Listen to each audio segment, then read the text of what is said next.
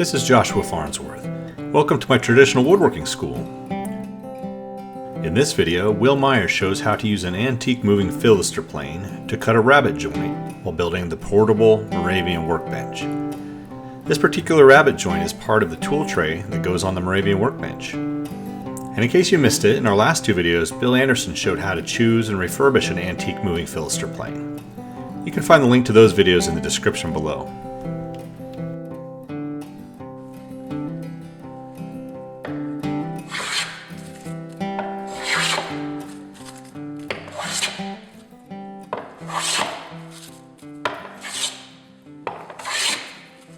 Okay, I have the bottom board for the tool tray here on the bench and clamped up and ready to start cutting the rabbet around it, which what we're essentially creating is a tongue which will go into our groove on our the band that will go around here, and it'll be like a single shouldered tongue. You'll see here in just a second.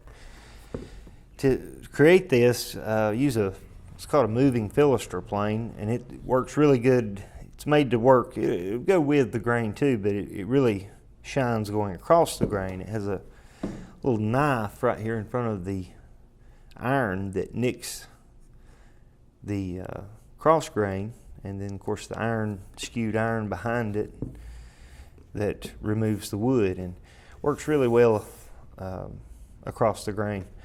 And a fence to adjust, how wide you want it, and a depth stop to stop you from, at the depth you want. So anyway, this is another joinery plane, kind of like the plow we were using earlier, and this is also covered in the Bill Anderson's video on joinery planes, on how to pick these and restore them.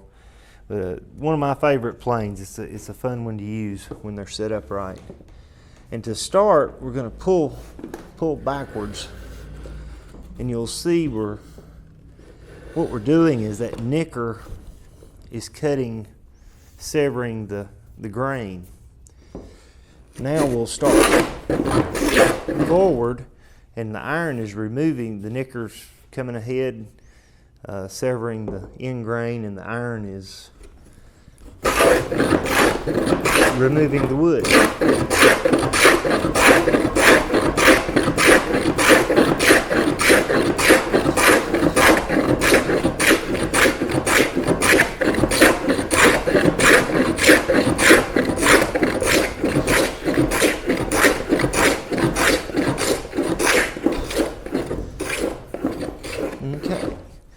Now we're bottomed out, and there's our tongue that will go in the groove.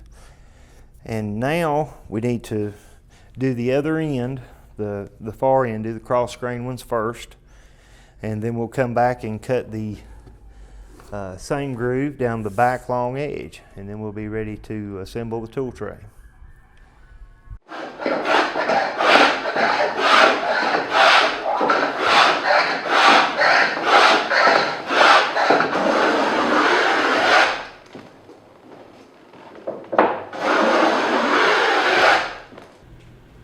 Hey, I hope you're enjoying watching our video so far, and I just want to take a few seconds to let you know about our traditional woodworking store, which you can visit while taking a class or by visiting our website at woodandshop.com/store.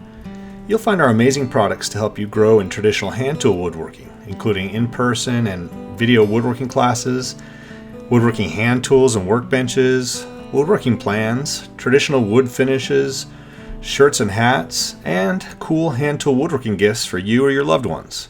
Okay, back to the show. Okay, we have our rabbets plowed all the way on three sides, on both ends and the back, and you can see the tongue coming around. And so now we've assembled our little back band, and let's see how it fits.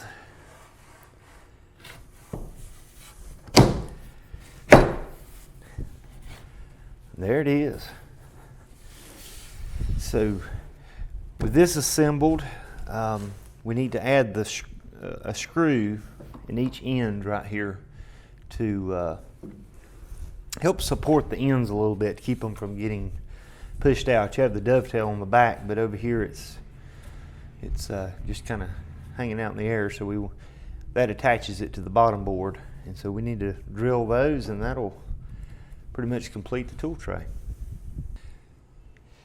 We've got our shelf, our tool tray assembled, and like I said, we need to add a screw on each end. And I generally just not particular distance, you don't want to put it right on the very end, but you want to pretty much go into the center of the thickness of the tool tray, which will be right just a little bit below or right underneath where that tongue is coming into here. And we're going to put these about right there. And we're drilling a hole that's actually a little bit bigger than or right about the same size as the shank of the screw. Okay, before we switch to a smaller bit, I'm going to just kind of move up and down, and we're going to elongate this hole a little bit. And the reason for that, when we final assemble this tool tray, I usually glue the back of the tongue into the back board, but these end boards you can't put any glue on because you've got to leave room for the expansion and contraction. The little slotted screw hole, what it does is let that screw move in and out just slightly to accommodate seasonal expansion. So now we're going to switch to just a little bit smaller bit, and this will be the actual pilot hole for the screw. And just drill it on in.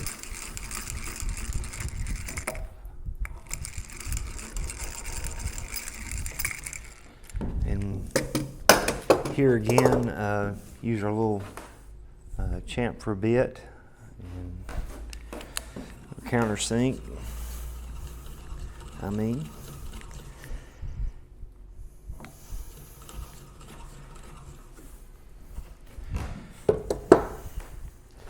And as you can see right there in the beginning, that screw's got some wiggle room in this end board. So we'll run it on in.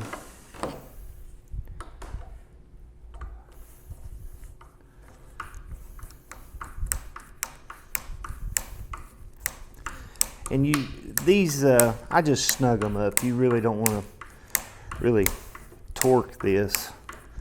Number one, you could split this end board, and number two, like I said, it's just kind of support this, keep it from getting pushed out. So there we go. So that's it. We need to mount the tool tray, and we'll be done, I believe.